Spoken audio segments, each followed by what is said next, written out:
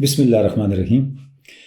ناظرین، مولانا روم نے جو حقائق بیان کی ہے مثنوی مانوی میں، ایک درویش کی اور اس کی بدو بیوی کی، اس پہ ہم بات کر رہے ہیں۔ اور اس میں جب اس کی بیوی، درویش کی بیوی بدو خاتون اپنے شوہر کو درویشی کے حوالے سے اور اس کی درویشی پہ اعتراض کرتے ہوئے اور اس کو درویشی ترک کر کے زندگی کے روٹین کے تقاضے پورے کرنے کی طرف راغب کرنے کے لیے مثالیں دیتی ہے، سمجھاتی ہے، تو ایک سامری کا ذکر کرتے ہیں جس پہ ہم نے پچھلی نشست میں بات کی تھی۔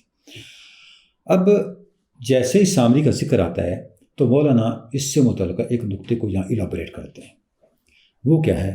وہ سچا روحانی رہنما اور جھوٹا اور جعلی روحانی رہنما کیا ہوتا ہے، ان میں فرق کیا ہوتا ہے۔ اس فرق کو مولانا کہتے ہیں پہچاننا چاہیے۔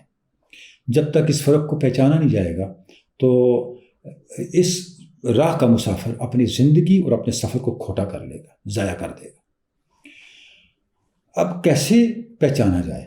مولانا کہتے ہیں کہ یہ ایک بہت بڑا المیہ ہے کہ سچے لوگوں کی جو قدر و قیمت ہے، ان کی جو مقبولیت عامہ ہے، ان کا جو مقام و منصب ہے، اس سے متاثر ہو کہ بہت سے جھوٹوں نے ان کا روپ اختیار کر لیا ہے۔ اور روپ اختیار کرنا بڑا آسان ہے، اور آج کل کے زمانے میں بھی ناظرین ایسا ہی ہے کہ تصوف روحانیت ایسی دنیا ہے، اس کی کوئی ISO سرٹیفیکیشن نہیں ہے، کوئی آڈٹ نہیں ہے، کوئی پوچھ گچھ نہیں ہے، کوئی SOPs نہیں ہے۔ جہاں سے مرضی شروع کریں، جہاں مرضی نکل جائیں، کوئی پوچھنے والا نہیں ہے۔ تو یہاں تو سچے جھوٹے کی پہچان کا فیصلہ کرنا ایک مخلص اور ایک سچے طالب حق کے لیے بہت مشکل ہو جاتا ہے۔ لیکن مولانا نے کچھ ہمیں ایسے اشارے دیے ہیں، جب ہم ان اشاروں پہ غور کرتے ہیں تو بڑی حد تک ہمیں رہنمائی ملتی ہے اور ہم اس نقطے سے آگاہ ہو سکتے ہیں کہ سچے اور جھوٹے میں امتیاز کیسے کریں۔ اچھا، یہاں مولانا روم اس طرف بھی متوجہ کرتے ہیں کہ سچے اور جھوٹے میں امتیاز کرنا اس لیے بھی ضروری ہے کہ یہ بات اس پہ مت اکتفا کریں کہ کوئی بات کرنے والا اچھی بات کر رہا ہے۔ یہ امپورٹنٹ نہیں ہے کہ کیا بات ہو رہی ہے، اس کے ساتھ یہ بھی امپورٹنٹ ہے وہ بات کون کر رہا ہے۔ اگر سچی بات جھوٹے شروع کر دیں کرنا تو وہ بھی جھوٹ ہی ہو جائے گا۔ دیکھیں نا، قرآن مجید میں سورہ منافقین کی پہلی یا دوسری آیت مبارکہ ہے، اللہ رب العزت نے ارشاد فرمایا، میرے رسول، یہ منافق آپ کے پاس آ کے کہتے ہیں آپ اللہ کے رسول ہیں، آپ اللہ کے رسول ہیں لیکن یہ جھوٹے ہیں۔ کتنی بڑی بات ہے! گویا قرآن مجید نے بھی ایک اصول دے دیا کہ یہ دیکھیں کیا بات ہو رہی ہے، لیکن اس پہ رکے نا، یہ بھی دیکھیں وہ بات کر کون رہا ہے۔ سچی بات اس وقت ہی سچی ہے جب کرنے والا بھی سچا ہو۔ اگر سچی بات جھوٹے کے منہ سے نکل رہی ہو، جھوٹے کی زبان سے ادا ہو رہی ہو، تو اس پہ بھی سوالیہ نشان ضرور ہوگا۔ اس کے بارے میں بھی ہمیں انکوائر کرنا پڑے گا کہ یہ کس مقصد اور کس مفاد کے تحت یہ سچی بات کی جا رہی ہے۔ تو مولانا روم یہ کہتے ہیں کہ یہ ایک المیہ ہے کہ سچوں کی مقبولیت اور سچوں کے مقام و منصب کو دیکھ کر جھوٹوں نے ان جیسے اسلوب اور ان جیسے طریقے اختیار کر لیے ہیں۔ اس کا پہلا راستہ کیا اختیار کرتے ہیں یہ لوگ؟ پہلا راستہ یہ اختیار کرتے ہیں، اب مولانا کمال بات فرماتے ہیں، حرف درویشاں بدوزد مرد دوں تاب خاند بر سلیم زانفسوں۔ فرماتے ہیں یہ جو کمینے لوگ ہیں یہ درویشوں کی باتیں یاد کر لیتے ہیں، بڑے بڑوں کے قول اقوال، ان کی تعلیمات کا رٹا لگا لیتے ہیں، اور تاکہ یہ عام لوگوں کے سامنے بات کرتے ہوئے روب جاڑ سکیں کہ ہمیں بھی بڑا پتہ ہے، ہم بھی اس دنیا کے شناور ہیں، ہم بھی اس دریا کے شناور ہیں، ہم نے بھی اس شہر کی سیر کی ہوئی ہے، ہمیں بھی یہ قائق و معرف پتہ ہے۔ پتہ کچھ نہیں ہوتا۔ کار مرداں روشنی و گرمی است۔ اب فرق کیا ہے؟ فرماتے ہیں کار مرداں روشنی و گرمی است، کار دونا ہیلا و بے شرمی است۔ فرماتے ہیں جو درویش ہوتے ہیں وہ تو سراپا عمل ہوتے ہیں۔ مردوں کا کام روشنی ہے، اندھیرا نہیں ہے، گرمی ہے، منجمد خون ہونا نہیں ہے، بے عملی نہیں ہے، کاہلی اور سستی نہیں ہے۔ اور کار دونا جو کمینے لوگ ہیں، کم فطرت لوگ ہیں، جعلی لوگ ہیں، بڑوں کا نام بیچنے والے لوگ ہیں، بڑوں کا حلیہ اختیار کر کے مفادات سمیٹنے والے لوگ ہیں، ان کا کیا کام ہے؟ ہیلا و بے شرمی است۔ انہیں شرم نہیں آتی کہ انہوں نے بڑوں کے نام کو بیچنے کے لیے کیا راستہ اختیار کیا، ہیلا بازیاں کرتے ہیں، ہتھ کنڈے اختیار کرتے ہیں۔ تو اب پہلا جو پیمانہ مولانا دے رہے ہیں وہ یہ ہے کہ کہ درویش وہ ہے جس کا عمل اس کے قول سے بہتر ہو. جس کا عمل اس کے قول سے بہتر نہیں ہے وہ درویش کہلانے کا مستحق ہی نہیں ہے. کہ جائے کہ وہ درویشوں کا رہنما بن جائے، کہ جائے کہ وہ روحانی رہنما ہونا کلیم کرے، مرشد بننا کلیم کرے. پہلا مرحلہ یہ ہے کہ کیا کرے. آپ دیکھیں جب آپ کسی صاحب روحانیت کے دعوے دیکھیں، اس کے روحانی دعوے دیکھیں، تو آپ سب سے پہلے یہ اس چیز کا اندازہ کریں کہ اس کا عمل اس کے قول سے بہتر ہے یا اس کا قول اس کے عمل سے بہتر ہے. یہاں مجھے حافظ یاد آ رہے ہیں، اور میں حافظ کو اس لیے کوٹ کروں گا کہ حافظ شیرازی کے بارے میں عام طور پہ یہ کہا جاتا ہے کہ وہ تو بس پینے پلانے اور اس طرح کے آدمی تھے اور انہوں نے جناب بے عملی کو راہ دے دی. اب دیکھیں کوئی بڑا مسٹیک، کوئی بڑا صوفی بے عمل نہیں ہے، نہ بے عمل ہے نہ بے علم ہے. ناظرین، تصوف علم سے شروع ہوتا ہے اور عمل کے راستے سے گزر کے منظر پہ پہنچتا ہے.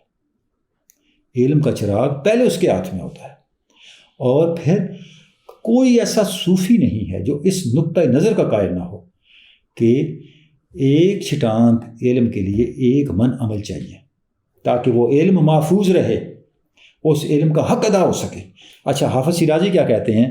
صوفی ماں کے ورد سحری مست شدی، شام گاہش نگراں باشد کہ سرخوش باشد. فرماتے ہیں کہ جو ہمارا صوفی ہے اس کی شان یہ ہے کہ وہ ورد سحری سے اتنا سرمست ہوتا ہے، یعنی آہ سحرگاہی سے قرب خداوند کی اتنی تاثیر پیدا کر لیتا ہے اپنے اندر کہ اس کا پورا دن اس کیفیت میں رہتا ہے، حتیٰ کہ جب شام ہوتی ہے تو اسے خوشی ہوتی ہے، سرخوش باشد کہ میرا دن کامیاب گزرا.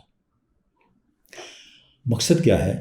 صوفی وہ ہے جس کے دن کے معاملات اس کی آہ سحرگاہی کی تاثیر سے سلجھیں، جس کے دن کے معاملات آہ سحرگاہی کی تاثیر سے نہ سلجھیں، اس کی سحر بھی غفلتوں میں ہو اور دن بھی جو ہے نافرمانیوں میں ہو، وہ کیسا صوفی ہوا؟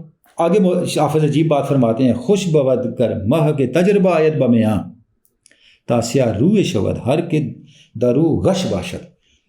فرماتے ہیں کہ میں تو یہ کہتا ہوں زندگی کو تجربے کی کسوٹی پہ پرکھو. حافظ کہہ رہے ہیں تاکہ جس نے درویشی کا جھوٹا دعویٰ کر رکھا ہے وہ سیاہ ہو جائے، وہ بدنام ہو جائے، وہ ذلیل و خوار ہو کے صف سے نکل جائے. اور وہ کسوٹی کیا ہے؟ وہ عمل کی کسوٹی ہے، صرف عمل کی نہیں. ناظرین، اگر آپ حافظ کے 2 اشعار کو دیکھیں تو پتہ یہ چلتا ہے کہ صوفیاء عمل کو کسوٹی بناتے ہیں، اس عمل کو جو صاحب تاثیر عمل ہو. دیکھیں، عمل صاحب تاثیر ہوگا تو آہ سحری معاملات حیات کو سلجھائے گی نا. اور اگر عمل میں اثر ہی نہیں ہے، کولو کے بیل والا عمل ہے، تو پھر صوفی کے عمل میں، صاحب حال کے عمل میں اور عام آدمی کے عمل میں فرق کیا ہوگا؟ کوئی فرق نہیں ہوگا. وہی بات یہاں مولانا فرما رہے ہیں کہ کار دونا ہی رہو بے شرمی است. تو آپ فرماتے ہیں کہ آپ نے سامری کو پہچاننا ہے. سامری کون ہے؟ جس نے جبریل امی کے گھوڑے کی خاک اٹھا کے جبریل بننے کی کوشش کی ہے. سامری وہ ہے جس نے اہل حق کی باتوں کو یاد کر کے لوگوں کے سامنے دہرا کے اہل حق پورٹری کیا ہوا ہے اپنے آپ کو. اس کو آپ نے ننگا کرنا ہے، اس کے چہرے سے نقاب نوچ کے اتارنا ہے. اچھا، یہ بات مولانا نے کئی جگہ پہ فرمائی ہے. ایک اور جگہ فرماتے ہیں، بلکہ یہ اسی ذیل میں فرماتے ہیں، یہ جو ہم عقائد پڑھ رہے ہیں، حرف درویشاں بدوست دیدہ بسے تا گما آیت کے ہست او خود کسے.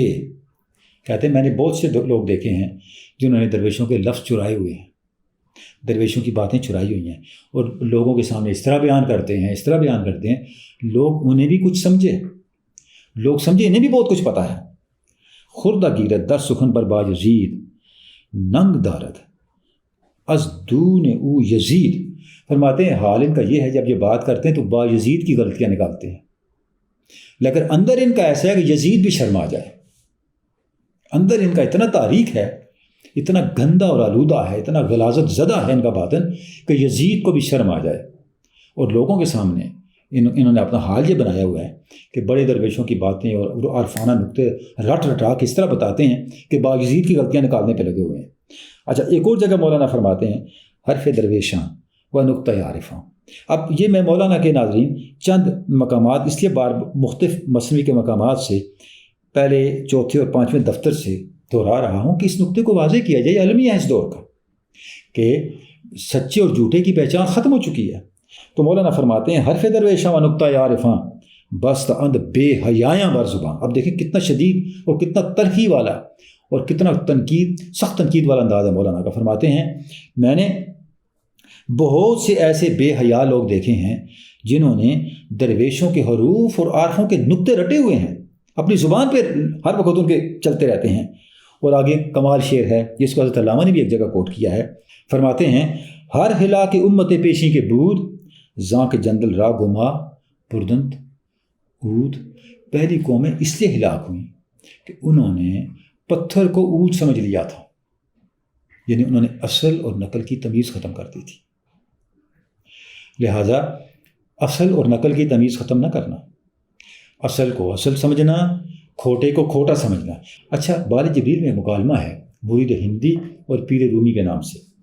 مرید ہندی اور پیر رومی کے نام سے جو بال جبریل کا مکالمہ ہے، یہاں علامہ اقبال نے کچھ سوالات کی ہیں مولانا روم سے مرید بن کے، اور اپنے آپ کو مرید ہندی کہا، اور مولانا روم سے وہ جوابات لی ہیں، اور ان جوابات لیتے ہوئے مولانا روم کو پیر رومی کہا، یعنی اپنے آپ کو مولانا کا مرید کے طور پہ بال جبریل میں پیش کیا۔ جتنے سوالات علامہ نے کیے ہیں وہ آج کے زمانے سے متعلق ہیں، علامہ کے اشعار ہیں، اور مولانا روم نے جتنے جوابات دیے ہیں وہ سارے مثنوی سے دیے ہیں، یعنی علامہ نے مثنوی سے وہ اشعار لیے ہیں، مولانا کے اپنے اشعار ہیں۔ یہ نہیں ہے کہ اشعار بھی علامہ کے ہیں اور مولانا کی زبان سے کہلوا دیے ہیں، جیسے کہ علامہ نے جاوید نامہ، پیام مشرق، کئی مقامات پہ ایسی باتیں ہیں کہ شعر مولانا علامہ کا ہے لیکن کہہ کوئی اور رہا ہے۔ تو یہاں جو اشعار ہیں یہ اشعار بھی مولانا روم کے ہیں۔ تو یہ شعر وہاں بھی ایک مقام پہ ہے جو علامہ نے کوسچن کیا ہے، زندہ ہے مشرق تیری گفتار سے، امتیں مرتی ہیں کس آزار سے۔ یعنی علامہ مولانا روم سے پوچھتے ہیں زندہ ہے مشرق تیری گفتار سے، امتیں مرتی ہیں کس آزار سے۔ ہے مرشد کامل، آپ کی بات نے، آپ کی گفتار نے مشرق کو زندہ رکھا ہوا ہے۔ یعنی یہ منصب ہے مثنوی کا۔ مثنوی روحوں کی زندگی ہے، دلوں کی زندگی ہے، مثنوی رزق کی فراوانی ہے، مثنوی فہم کی آسانی ہے۔ یہ جو ہم بات کر چکے ہیں اس سے پہلے مثنوی کے دیباچے پہ، اور ساری باتیں ہم نے بیان کی ہیں، تو مولانا علامہ اقبال اسی کانٹیکسٹ میں بات کر رہے ہیں کہ ہے میرے مرشد، ہے میرے پیر کامل، ہے میری خاک کو اکسیر بنانے والے، ہے روشن ضمیر، آپ کی گفتگو اور آپ کا کلام ہماری زندگی ہے۔ یہ ارشاد فرمائیں جو امتیں ختم ہوتی ہیں تو کون سی بیماری ہے جس سے وہ مر جاتی ہیں؟ اس بیماری کا ذکر مولانا جو کرتے ہیں وہ یہی شعر ہے کہ ہر ہلا کے امت پیشی کے بود زاں کے جندر را گما برتن دود، کہ وہ بیماری جو قوموں کو تباہ برباد کر دیتی ہے وہ یہ ہے کہ وہ پتھر کو اود سمجھنے لگتے ہیں۔ دیکھیں حاضرین ناظرین کرام، ایک حدیث پاک ہے جس وقت منصب نااہلوں کے سپرد کر دیے جائیں تو پھر انجام کا انتظار کرو، تباہی کا انتظار کرو۔ حدیث پاک کا مفہوم ہے، مطلب کیا ہے؟ جس وقت کھرے اور کھوٹے کی تمیز ختم ہو جائے، اس کا مطلب ہے اس قوم کی کتاب بند ہونے والی ہے، اس قوم کی کہانی ختم ہونے والی ہے۔ تو یہاں بھی مولانا اشارہ یہی فرما رہے ہیں کہ روحانیت اور اللہ کی طلب کے سفر پہ چلنے والوں کو پتہ ہونا چاہیے پتھر کیا ہے اور عود کیا ہے، اصل کیا ہے اور نقل کیا ہے، روحانی کون ہے اور سامری کون ہے۔ اچھا، اب ایک اور جگہ بھی مولانا کچھ فرما رہے ہیں، اس طرف ہی میں اشارہ کرنا چاہوں گا کہ یہ جو عیب ہے، یہ جو نقص ہے کہ کہانیاں سنا سنا کے اپنے مقام منصب کو اسٹیبلش کرنا، علامہ اقبال نے بھی اس طرف اشارہ کیا۔ فرماتے ہیں محکوم کو پیروں کی کرامات کا سودا ہے، بندہ یا آزاد خود ایک زندہ کرامات۔ یعنی مرد حق وہ ہے جو سراپا کردار ہو، اس کے پاس کہانیاں نہ ہوں۔ کم بزن اللہ جو کہہ سکتے تھے وہ رخصت ہوئے، خان کہوں میں مجاور رہ گئی گور کا۔ تو اب تو یہ منظر بنا ہوا ہے۔ تو لیکن اس کا تدارک کا کیسے ہوگا، اس کا حل کیا ہے؟ اس کا حل یہی ہے کہ ہم کھرے اور کھوٹے کے اندر امتیاز کریں۔ جب کھرے اور کھوٹے کے اندر امتیاز کریں گے اور کھوٹے کو کھوٹا کہیں گے تو اس کا نتیجہ یہ ہوگا کہ جو روحانیت کا انسٹیٹیوشن ہے، تصوف کا انسٹیٹیوشن ہے، اس میں ہونے والی تنقید کے دروازے بھی خود بخود بند ہو جائیں گے۔ اور جب کوئی صاحب عرفان نہ رہے، صاحب حق نہ رہے، تو جو اکابرین ہیں ان کے آثار خود رہنما ہے، جیسے مولانا روم کی مثنوی ہے، یہ خود رہنما ہے اسی علامہ اقبال نے جاوید نامہ میں ایک جگہ لکھا ہے نا کہ یہ جس سوز دروں کی یا نوجوان میں تیرے سامنے بات کرتا ہوں، یہ تجھے کہاں سے ملے گا؟ یہ تجھے آہ سحرگائی سے ملے گا۔ اگر تیرے پاس آہ سحرگائی نہیں ہے تو پھر میرے پاس آ جا۔ یہ جو میری آہ سحرگائی ہے، یہ جو میرا کلام ہے، یہ تجھے اس خوشبو سے آشنا کر دے گا، اس درد سے آشنا کر دے گا۔ اور جب تو اس راستے پہ چل نکلے گا تو پھر من طالبہ وجدہ وجدہ، جس نے آرزو کی اس آرزو کے لیے کوشش کی، اس کے لیے اللہ دروازہ بھی کھول دیتا ہے۔ تو آگے چل کر کے اس عبارت کو مزید کھولتے ہیں کہ اس کے اندر مولانا اور کیا ارشاد فرما رہے ہیں۔